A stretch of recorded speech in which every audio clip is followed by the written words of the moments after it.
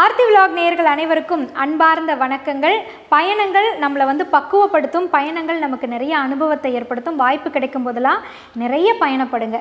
நான் ஏன் இந்த விஷயத்தை இன்றைக்கி சொல்லி ஆரம்பிச்சிருக்கேன் அப்படின்னா, இந்த பதிவை பார்த்த பிறகு நிச்சயமாக நீங்கள் எல்லோருமே ஒரு பயணத்தை மேற்கொள்வீங்க பழனிக்கு.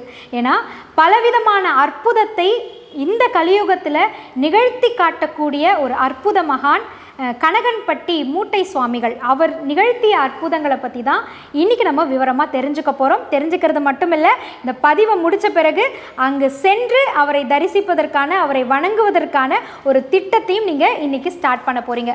அப்படி நீங்கள் கிளம்புனீங்கன்னா அதுதான் என்னுடைய வெற்றியாகவும் மகிழ்ச்சியாகவும் நான் பார்க்குறேன். ஆமாங்க, இந்த கனகன்பட்டி மூட்டை சுவாமிகளை பற்றி இன்றைக்கி நம்ம தெரிஞ்சுக்கலாம் வாங்க. பொதுவாக எப்படி கடவுளினுடைய வழிபாடை நம்ம கொண்டாடுறோமோ, அதே போல் கடவுளுக்கு வழிகாட்டக்கூடிய சித்தர்கள் மகான்களையும் வழிபடுதல் அப்படின்றது மிகச்சிறந்த ஒரு வழியாக நம்ம பார்த்துட்டு வரோம். எப்படி இறைவனை வழிபட எனக்கு தெரியல, இறைவன்கிட்ட எப்படி வேண்டணும்னு எனக்கு தெரியல, எனக்காக யாரேனும் இறைவனுக்கு முன்னின்று எனக்கு வழிகாட்டுவாங்களான்னு கேட்கும் பொழுது தான் அந்த இடங்களில் சித்தர்களை நம்ம வணங்க ஆரம்பிக்கின்றோம். எப்படி பட்டினத்தாரை நம்ம வணங்குகின்றோமோ, எப்படி நம்ம யோகிராம் சுரத்குமார் அவர்களை வணங்குகின்றோமோ, எப்படி பாம்பன் சுவாமிகளை வணங்கி முருகனினுடைய அருளை பெறுகின்றோமோ, அதே போல சமீபமாக எல்லோராலுமே அதிசயத்து வியந்து பார்க்கக்கூடிய ஒரு சித்தராகவும் மகானாகவும் திகழக்கூடியவர் தான் கனகன்பட்டி மூட்டை சுவாமிகள். நம்ம வாழ்க்கையில் இப்போ நம்ம வீட்டுக்கு கரண்ட் வேணுங்க, அதுக்காக நம்ம மொத்த எலக்ட்ரிசிட்டியுமே நம்ம வீட்டுக்கு எடுத்துகிட்டு வர்றது கிடையாது இல்லையா? அங்கேருந்து டிரான்ஸ்ஃபார்ம் பண்ணி ஒரு குறிப்பிட்ட அளவான மின்சாரத்தை நம்ம வாங்கிக்கிறோம். அதே மாதிரி தான் இறைவனுடைய முழு ஆற்றலையும் நம்மளால் தாங்கிக்க முடியாது. கொஞ்சம் அருளை நம்ம அவர்கிட்டேருந்து பெறணும். அதற்கான ஒரு எளிமையான வழியாக பார்க்கக்கூடியவங்க தான் இந்த மாதிரி வரக்கூடிய மகான்களும் சித்தர்களும். அந்த வரிசையில் மக்களுக்கு பல அற்புதங்களையும் அதிசயங்களையும் நிகழ்த்துபவர் தான் இந்த கனகன்பட்டி மூட்டை சுவாமிகள். அவர் எப்போவுமே கையில் ஒரு மூட்டை வச்சுருப்பாராம். பச்சை நிற ஆடையை தான் உடுத்தியிருப்பார் அப்படின்னு சொல்லி கேள்விப்பட்டிருக்கோம். அவர் நிகழ்த்திய அதிசயம் சொல்லி நான் கேள்விப்பட்ட ஒரு விஷயத்தை தான் உங்ககிட்ட இப்போ நான் பகிர்ந்துக்க போகிறேன். ஒரு குடும்பத்தில் வாய் பேச முடியாத ஒரு பையன் இருந்திருக்காங்க. அந்த பையனுக்கு வாய் பேசணும் அப்படின்றதுக்காக வேண்டாத கோயில் இல்லை, வேண்டாத இடங்கள் இல்லை, நிறைய இடங்களுக்கு பயணம் மேற்கொண்டு இறை தரிசனம் மேற்கொண்டு இறை வழிபாடு மேற்கொண்டு நம்பிக்கையோடு அவங்க என் பையன் எப்படியும் பேசிடுவான் அப்படின்ற நம்பிக்கையோடு இறை வழிபாடு மேற்கொண்ட ஒரு குடும்பம். அந்த குடும்பம் பழனிக்கு கிளம்புறாங்க.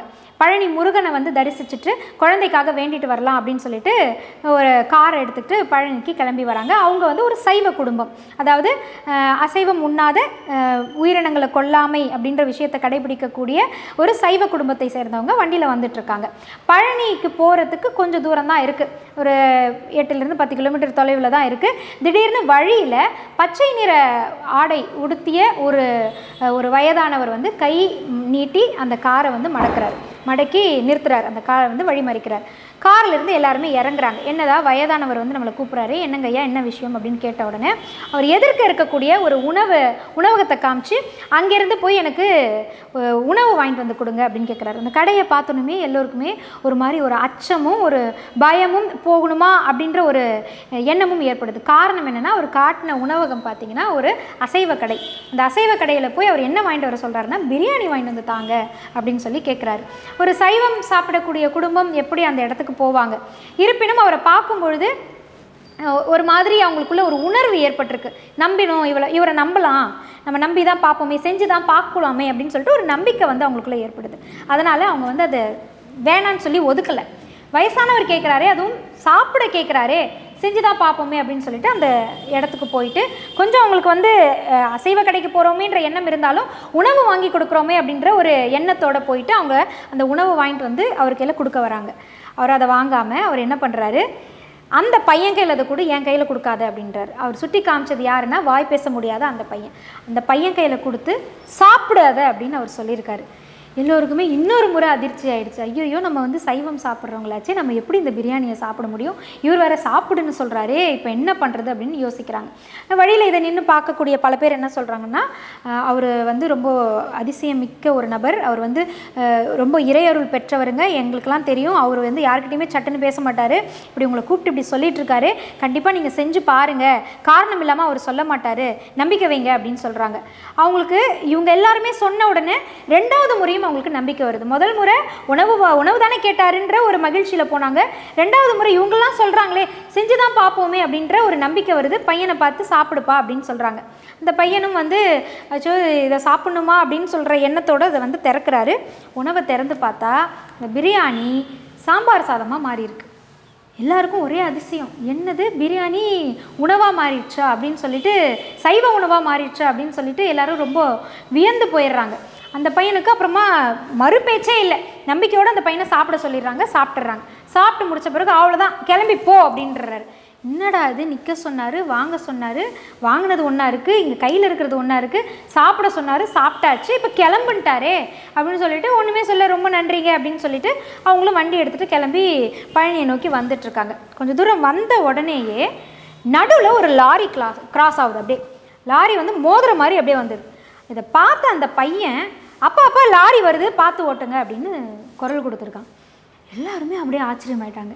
என்னடா இது, வாய் பேச முடியாத ஒரு பையன் வாயை திறந்து பேசி நம்மக்கிட்ட பேசுகிறானே, என் பையனுக்கு பேச்சு வந்துருச்சா அப்படின்னு ரொம்ப ஆச்சரியமாயிடுது. ஒரு மாதிரி எல்லாருக்குமே ஒரு வியப்பு. நீங்கள் அந்த இடத்துல இருந்தால் எப்படி யோசிச்சு பாருங்களேன்.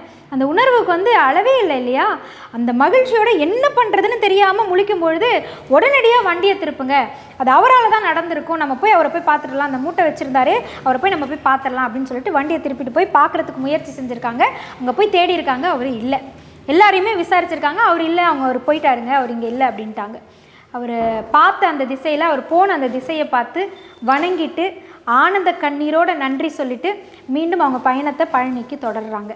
ஸோ இதுதான் வந்து நிகழ்ந்தது. இது சமீப காலத்தில் தான், கொஞ்சம் வருடங்களுக்கு முன்னதான் இந்த அதிசயத்தை நிகழ்த்தி காட்டியிருக்கின்றார் இந்த மூட்டை சுவாமிகள், கனகன்பட்டி மூட்டை சுவாமிகள். அவருடைய ஜீவசமாதி இருக்கக்கூடிய இடம்தான் அந்த கனகன்பட்டி அப்படின்ற இடம். பழனியிலிருந்து மிக அருகிலேயே இருக்கக்கூடியது. கனகன்பட்டி அப்படின்னு சொன்னாலே மூட்டை சுவாமிகள் இடத்திற்கு தான் வந்திருக்கீங்களா அப்படின்னு நிறைய பேர் கேட்கக்கூடிய அளவுக்கு இன்றைக்கி ரொம்ப ட்ரெண்டிங்காக இருக்கக்கூடிய ஒரு இடமா இருக்குது.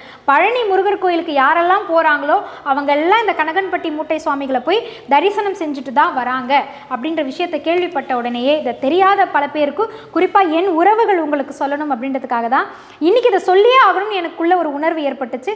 நான் சொல்லிட்டேங்க. அங்கே அவருடைய ஜீவசமாதி மட்டும் இல்லை, அது பக்கத்திலே அவர் தங்கி அவர் இருந்த வீடும் இருக்குது.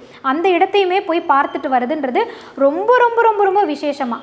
நீங்கள் மனசில் என்ன கவலையாக இருந்தாலும், என்ன பிரச்சனையாக இருந்தாலும் அதை நினச்சிக்கிட்டு நீங்கள் கனகன்பட்டி மூட்டை சுவாமிகளினுடைய ஜீவசமாதிக்கு போயிட்டு அவரை வணங்கிட்டு அங்கே இருக்கக்கூடியவங்களுக்கு பசி ஆற்றிட்டு வரணும். அதாவது அவங்களுக்கு உணவு, ஏதேனும் ஒரு சாப்பாடு உணவு நீங்கள் வாங்கி கொடுத்துட்டு வாங்க, அன்னதானம் செஞ்சுட்டு வாங்க. மனசார உயிர்களுக்கு வந்து இந்த பிஸ்கெட், இந்த நாய் போன்ற உயிர்களுக்கு வந்து ஜீவராசிகளுக்கெல்லாம் வந்து உணவுகள் வாங்கி கொடுக்கலாம். நீங்கள் வயிறு பசியை வந்து போக்கிட்டு நம்பிக்கையோடு உங்கள் பக்தி அங்கே நீங்கள் வெளிப்படுத்திட்டு வாங்க. நீங்கள் என்ன நினச்சி வேண்டிங்களோ அந்த அற்புதத்தை உங்கள் கண்ணு முன்னாடி நிகழ்த்தி காட்டுகின்றார் இந்த கனகன்பட்டி மூட்டை சுவாமிகள். வாய்ப்பு கிடைக்கிறவங்க இப்போவே உங்கள் ஸ்கெடியூலில் கனகன்பட்டி மூட்டை சுவாமிகளுக்கு செல்லணும், பழனி கோயிலுக்கு போகணுன்ற 2 விஷயத்தையும் மார்க் பண்ணி வச்சுருங்க. ஏன்னா அவ்வளோ தூரம் போயிட்டு பழனிக்கு போகாமல் திரும்பிடாதீங்க. கண்டிப்பாக கனகன்பட்டி மூட்டை சுவாமிகளையும் பார்த்துட்டு பழனி முருகனையும் தரிசனம் செஞ்சுட்டு நீங்கள் திரும்பி வாங்க. கண்டிப்பாக நீங்கள் நினைத்த காரியம் கைகூடுவதற்கான வழியை கண்கூடாக நீங்கள் வந்து பார்ப்பீங்க.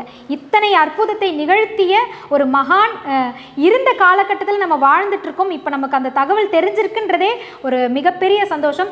இன்னைக்கு இந்த தகவல் உங்களுக்கு தெரியுது அப்படின்னா கனகன்பட்டி மூட்டை சுவாமிகள் உங்களை வர சொல்றாருன்னு அர்த்தம். இது உங்ககிட்ட இப்போ உங்கள் காதுகளுக்கு வந்திருக்கு அப்படின்னா அவர் உங்களுக்கு ஆசிகள் கொடுக்க தயாராக இருக்காரு.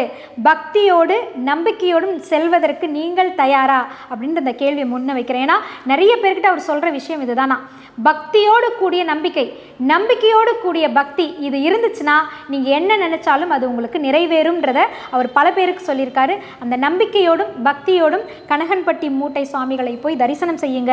உங்கள் மனசில் இருக்கக்கூடிய கவலைகளை அவர்கிட்ட விட்டுட்டு வாங்க. அவர் நிச்சயமாக உங்கள் வாழ்வை மாற்றி அமைத்து தரட்டும். அதற்கு எங்களுடைய மனமார்ந்த வாழ்த்துக்கள். நான் சொன்ன இந்த பதிவு உங்களுக்கு பிடிச்சிருக்கு, கண்டிப்பாக பயணம் மேற்கொள்ள போகிறீங்க அப்படின்னா கமெண்ட் பாக்ஸில் நிச்சயமாக சொல்லுங்கள் எந்த மாதிரி பயணம் செய்ய போகிறீங்கன்னு. அவரை பற்றி மேற்கொண்டு விவரங்கள் உங்களுக்கு தெரியும்னாலும் ப்ளீஸ் எங்களுக்கு கமெண்ட் பாக்ஸில் சொல்லுங்கள். இது நிறைய பேருக்கு போய் சென்றடையட்டும்.